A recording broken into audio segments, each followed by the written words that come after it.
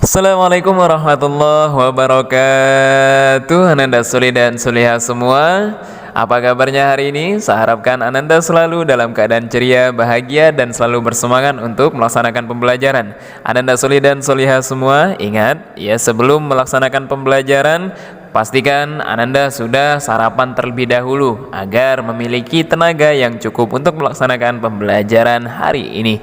Ananda Soli dan Solia semua yang saya banggakan, alhamdulillah kita bisa berjumpa kembali hari ini di pembelajaran kita di buku kita yang baru dengan suasana baru di tema 4. Ya. Nah, kita sudah menyelesaikan tema 3 kemarin dan hari ini kita sudah memasuki buku yang baru. Ananda Suli dan Solia semua, sebelum memasuki pembelajaran kita seperti biasa, ayo kita laksanakan doa bersama terlebih dahulu. Ayo kita tengadahkan tangan kita, berdoa. Mulai. A'udzu billahi minasy syaithanir rajim. Bismillahirrahmanirrahim.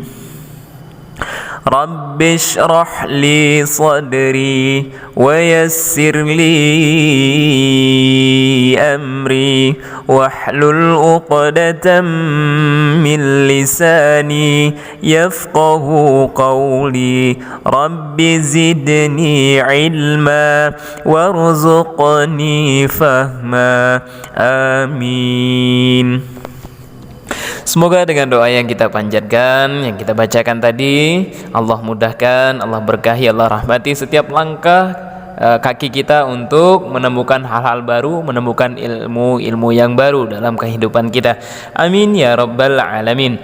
Ananda Soli dan Soliha semua, seperti yang saya sampaikan di awal bahwa hari ini kita sudah memasuki pada buku kita yang baru, yaitu pada tema 4 dengan judul berbagai pekerjaan ya. Nah, hari ini kita akan memasuki pada subtema 1 kita di pembelajaran 1 di tema 4. Nah, untuk pembelajaran 1 ini kita memiliki judul pembelajaran untuk subtema 1 adalah jenis-jenis pekerjaan ya. Ananda Soli dan Solia semua, sebelum memasuki materi pembelajaran kita, saya sampaikan dulu seperti biasa fokus pembelajaran dan juga tujuan pembelajaran yang hendak kita capai hari ini. Kita lihat bersama-sama. Fokus pembelajaran kita hari ini adalah pada pelajaran bahasa Indonesia, ilmu pengetahuan alam, dan juga ilmu pengetahuan sosial. Dengan tujuan pembelajaran, kita lihat untuk pengetahuannya, poin 1. Setelah membaca cerita tentang pelestarian alam, siswa mampu menilai tokoh yang ada dalam cerita dengan detail. Poin 3 kita lihat, setelah membaca teks dan mengamati gambar tentang pekerjaan di pegunungan, siswa mampu membandingkan jenis-jenis pekerjaan yang ada di sekitar mereka dalam bentuk diagram Venn. Poin 5, setelah berdiskusi, siswa mampu menginformasikan pentingnya menjaga keseimbangan alam dan kelestarian sumber daya alam dalam bentuk peta pikiran. Itulah tujuan pembelajaran yang hendak kita capai pada pembelajaran kita hari ini. Ananda Soli dan Solia semua yang saya cintai dan Ustaz banggakan serta Ustaz muliakan, coba Ananda semua perhatikan lingkungan tempat tinggal Ananda semua. Apakah Ananda tinggal di pegunungan, di dataran rendah, atau di wilayah pantai? Bagaimana jenis tumbuhan yang terdapat di sana? Pekerjaan apa yang ada di sana? Untuk memahaminya, ayo kita pelajari sama-sama ya. Ananda semua, kita pada tema 2 kita sudah mempelajari bagaimana karakteristik daerah pegunungan, dataran rendah, dan juga pada wilayah pantai. Nah, hari ini kita akan mempelajari tentang daerah pegunungan. Ayo kita lihat sama-sama teks bacaan berikut ini. Ketika liburan tiba, Lani mengunjungi kakeknya. Kakek Lani tinggal di daerah pegunungan. Udara di sana terasa sejuk, berbeda dengan udara di tempat tinggal Lani. Setiap pagi, Lani tidak pernah bosan menemani kakeknya berjalan pagi. Tempat tinggal kakek Lani dekat perkebunan teh. Kakeknya sering mengajak Lani berjalan-jalan mengitari perkebunan teh. Lani diberitahu oleh kakeknya bahwa teh merupakan salah satu tanaman yang dapat tumbuh dengan baik di daerah berudara sejuk, ya seperti di daerah pegunungan. Nah, di halaman 1 dan halaman 2 di buku Ananda Soli dan Soliha Semua itu ada teks tentang tempat hidup tanaman teh, ya. Nah, itu bisa Ananda Soli dan Soliha Semua baca, ya, dari halaman 1 sampai halaman 2.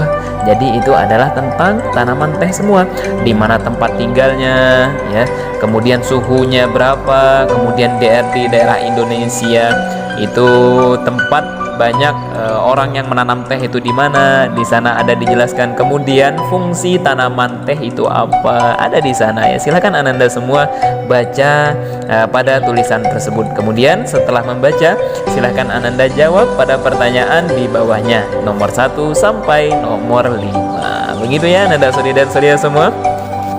Kemudian Ananda Soli dan Soliha semua, setiap tanaman yang kita konsumsi harus dijaga kelestariannya. Begitu juga tanah yang ditanaminya. Tanaman dan tanah adalah sumber daya alam yang harus kita jaga keberadaannya. Penggunaan yang berlebihan akan merugikan kita semua. Ya, begitulah Ananda, ya. Jadi keseimbangan dan kelestarian sumber daya alam kita itu harus benar-benar kita jaga. Tujuannya apa? Agar sumber daya alam yang kita miliki sekarang, misalnya seperti teh tadi, ya. Nah, kita harus menjaga kelestariannya agar generasi selanjutnya setelah kita itu dapat menikmati sebagaimana yang kita nikmati sekarang, ya. Nah, kalau seandainya kita menggunakan sumber daya alam itu secara berlebihan tanpa melakukan pembaharuan lagi, kita konsumsi teh sebanyak-banyaknya, tetapi kita tidak tanam lagi tehnya. Nah, lama-lama tehnya akan punah, akan habis. Kalau habis artinya anak cucu kita, generasi setelahnya itu tidak akan bisa melihat tanaman teh itu seperti apa. Begitu juga dengan tanahnya. Jadi jangan hanya menanam, tetapi kita harus menjaga kesuburan daripada tanah itu sendiri, ya. Begitu Ananda Soli dan Soliha semua.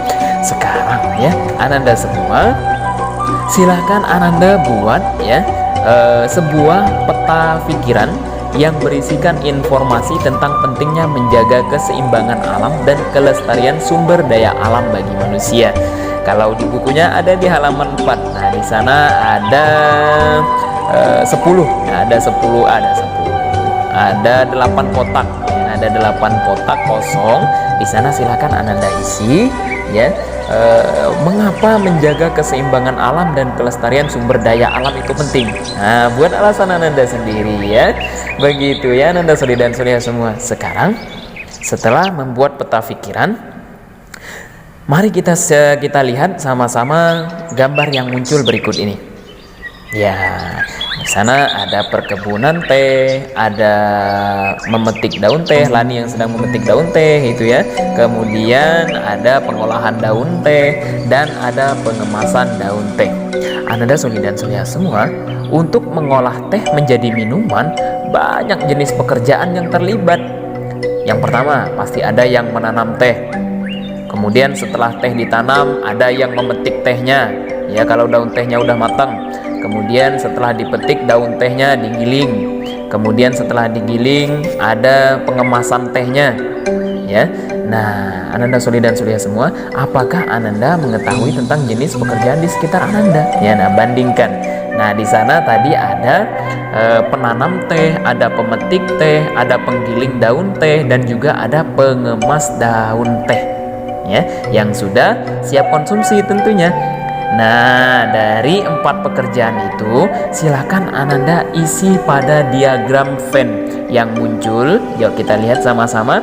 Ya, di sana ada diagram Venn dengan 2 bulatan. Di sana ada tulisan pekerjaan dan pekerjaan. Nah, di pekerjaannya itu tulis dari 4 macam pekerjaan tadi, pilih salah satu, ya. 1 di lingkaran sebelahnya dan 1 lagi di lingkaran sebelahnya. Ya, misalnya kita tulis pekerjaan yang pertama itu adalah penanam teh. Kemudian pekerjaan yang kedua itu adalah pemetik teh. Ya. Nah, di sana nanti tuliskan perbedaannya apa, ya. Kemudian lingkaran yang tengah itu persamaannya. Ya. Ingat, saya ulangi, ya. Untuk yang lingkaran yang masing-masing, ya, pekerjaannya penanam teh misalnya. Buat penanam teh itu apa? Ya, pekerjaannya apa? Kemudian yang di sebelahnya, lingkaran sebelahnya, pemetik teh, kerjanya apa? Nah, kemudian persamaannya di tengah-tengah itu. Nah, ya, di tengah-tengah itu adalah persamaannya apa? Misalnya persamaannya sama-sama bekerja di pegunungan. Nah, begitu misalnya. Atau misalnya sama-sama menghasilkan daun teh. Boleh, silakan ya. Begitu ya Ananda Soli dan Solihah semua cara mengisi diagram Venn yang ada di halaman 5 ya. Ananda Soli dan Solihah semua yang Ustaz cintai dan Ustaz banggakan semuanya. Kemudian ayo kita lihat pada teks cerita pada halaman 6 di buku Ananda semua. Itu ada cerita tentang taman bermain yang hilang. Nah, di sana ada cerita tentang Kupi sang kepiting kecil.